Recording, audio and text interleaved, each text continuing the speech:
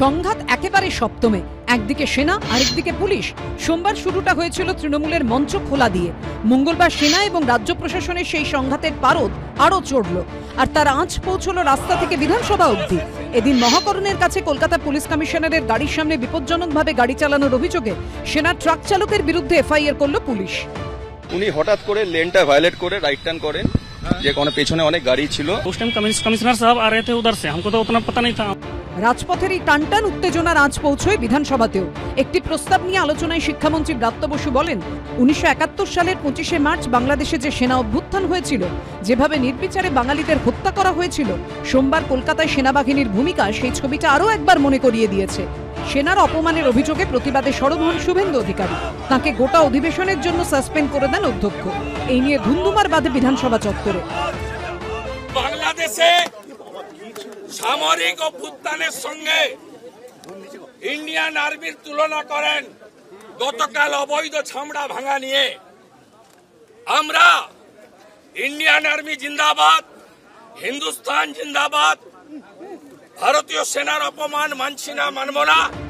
ব্রাত্য বসু অবশ্য অবস্থানে অনড় থেকে পাল্টা যুক্তি দিয়েছেন। পাকিস্তান সেনাবাহিনীকে আমি যদি নিন্দা করে থাকি, আমি বেশ করেছি, আবার করব। পাকিস্তানি সেনাবাহিনী সেদিন যেটা চালিয়েছিল একটা বর্বর অমানসিক ঘটনা।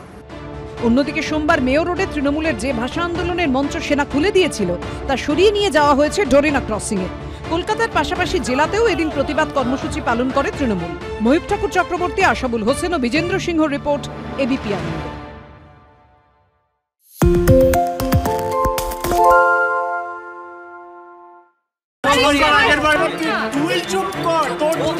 বাংলা ঝামেলা চায় না, বাংলা খবর চায়। বাংলা খবর, বাংলার খবর। বাংলা চেঁচামেচি চায় না, বাংলা খবর চায়। বাংলা খবর, বাংলার খবর। আরে চাটা দে। এই আমার একটা চা দেন। কি হলো আমারটা? বাংলা পক্ষপাত চায় না, বাংলা খবর চায়। বাংলা খবর, বাংলার খবর। সত্য অন্তহীন, সত্যের খোঁজও তাই, সত্য সন্ধানে তাই আমরা অক্লান্ত, অকুতভয়। এবিপি আনন্দ নতুন ভাবনার প্রতীক, যা মনে মুক্ত, তথ্যে যুক্ত এবং যাবতীয় সীমানার বাঁধন থেকে মুক্ত। সীমা না শব্দটির মধ্যে লুকিয়ে আছে মানা শব্দটি, যেন চোখ রাঙানি এক অদৃশ্য বেড়াজাল, যা আটকে রাখে আমাদের এক ছোট্ট গণ্ডির মধ্যে।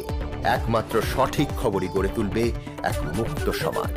সেই জগৎ গড়ার লক্ষ্যে কোনো সীমানার ঠুকুটি আমরা মানব না। এবিপি আনন্দ এগিয়ে থাকে, এগিয়ে রাখে।